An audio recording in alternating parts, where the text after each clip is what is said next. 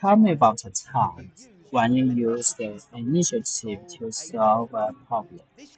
This question is being asked to assess whether you can solve problems without being asked to. No, this is called taking the initiative. Again, I recommend you use some method to structure your answer in situation, task, action, and result. Here is a brilliant example answer. Tell me about a time when you used your initiative to solve a problem. In my previous role, I noticed that a recurring issue. Many customers were struggling to use one of our products.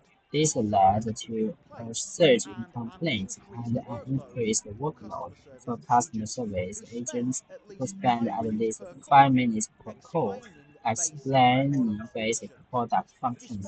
Despite this being a persistent issue, no proactive steps had been taken to resolve it.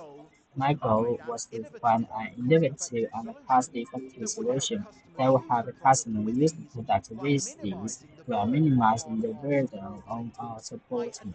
I initiated a solution by designing a clear step-by-step instructions to be included in every product package. To ensure these instructions were user-friendly, I collaborated with colleagues to test them and refine the wording. Additionally, I proposed creating a short instructional video with QR code printed on the packaging, allowing customers to scan and watch on the video demonstration. The implementation of the solution led to a significant reduction in customer complaints, and the customer service agents were able to redirect their time to more complex inquiries. That's a really top level answer that really impressed the hiring manager.